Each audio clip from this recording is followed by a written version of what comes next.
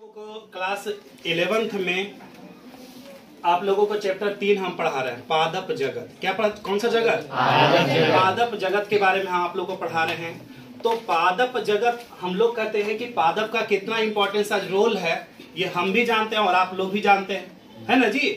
अब ये कहेंगे कि चूंकि आज ये पादप जो जी रहा है वो किस रूप में जी रहा है? किंग के रूप में, है ना जी। किस रूप में जी रहा है? किंग के रूप में। तो कह देंगे इसका हम लोग प्लांट किंगडम के नाम से हम लोग जानते हैं, और इस जगत को किंगडम कहते हैं, पादप को क्या कहेंगे? प्लांट। तो यहाँ पूरा नाम हो गया पादप यानी प्लांट किंगडम। क्या कहेंगे? प्लांट किंगडम के बारे में हम लोग कहेंगे, बताएंगे। और ये चैप्टर में हम लोगों को पढ़ना है, जो टॉपिक पढ़ना है वह टॉपिक 6 को पढ़ना था। क्या पढ़ना था? 6 टॉपिक के बारे में पढ़ना है इस चैप्टर में। उस 6 टॉपिक में कौन सा है जी? तो पहला कहेंगे शैवाल। क्या कहेंगे? शैवाल।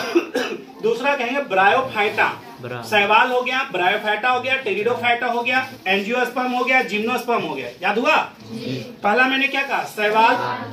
दूसरा क्या था? Bryophyta, pteridophyta, angiosperm, gymnosperm. उसके बाद पादप जगत चक्र। पादप जगत चक्र तथा कहेंगे संतति एकांतरण तथा पीढ़ी एकांतरण। ये सभी टॉपिक हैं आप लोगों को मुख्य रूप में इस चैप्टर में हम लोगों को पढ़ना होगा। उसके पहले हम लोग देखेंगे कि बी टेकर जी ने आप लोग को 1969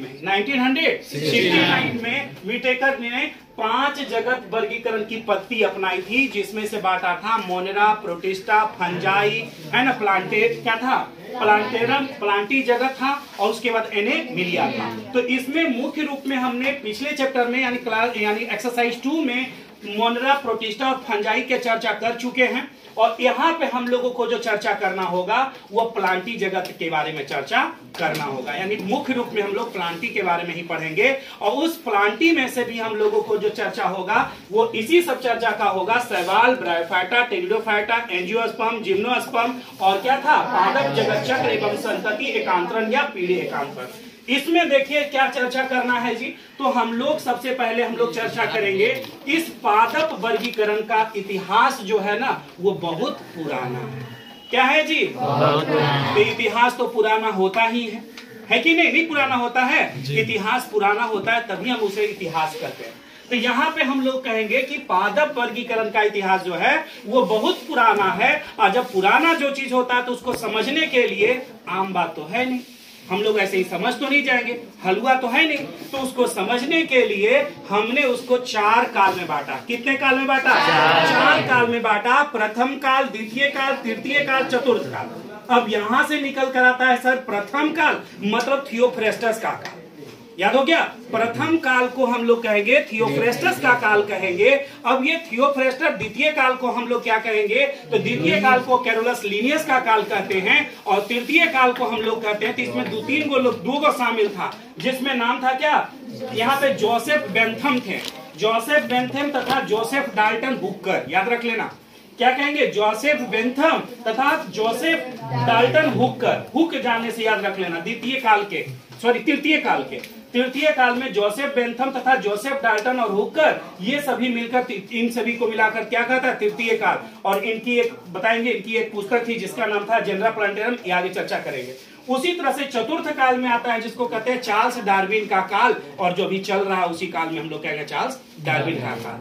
तो याद हो गया 4 काल। प्रथम काल को हम लोग थियोफ्रेस्टस के काल कहे, द्वितीय काल को कैरोलस लीनियस का काल कहा, और तृतीय काल को हम लोग जॉर्ज बेंथम का काल तथा जोसेफ डाल्टन हुकर, और चौथा को हम लोग कहेंगे चार्ल्स डार्विन का काल के हम लोग नाम से जानते हैं। अब ये कहता है, आइए हम लोग सबसे पहले जाने कि थियोफ्रेस्टस, ये थियोफ्रेस्टस बेचारे ये इंपॉर्टेंट कैसे हैं? तो थियोफ्रेस्टस को हम लोग जानते हैं कि थियोफ्रेस्टस का यानी प्रथम जो काल था वो 370 से लेकर 285 बीसी था, इनका जो काल था। ये थियोफ्रेस्टस ने लगभग 500 पादपों का वर्णन किया था, और किसमें वर्णन किया था? तो उनकी एक पुस्तक थी, उस पुस्तक का नाम था हिस्टोरिया प्लांटेरम। क्या था? Plantarum, Historia. तो प्लांटेरम यानी कहेंगे अब प्लांटेरम हो गया, तो यहां से निकालकर हम लोग क्या देखेंगे कि प्लांटेरम की बात आती है। किसकी बात आती है? प्लांटेरम। प्लांटेरम की बात आती है तो प्लांटेरम में हम लोग क्या देखेंगे जी? तो प्लांटेरम में हम लोग देखते हैं कि इसके पिता यानी थियोफ्रेस्टस को वनस्पति विज्ञान के पिता के नाम से भी हम लोग जानते हैं। उसी तरह से कहेंगे कि इन्होंने थियोफ्रेस्टस ने अपनी पुस्तक हिस्टोरिया प्लांटेरम में इन्होंने कहा कि पादपों को उनकी रचना एवं गठन के आधार पर उनका क्या किया गया था? बांटा गया था। उनको उन्होंने बांटा था। पादपों का वर्गीकरण जो किया था उनकी रचना एवं गठन के आधार पर किया था। वो किसमें किए थे? तो वृक्ष स्वरूप, उपस्वरूप, शाख के रूप में उन्होंने बांटा था। कौन जी?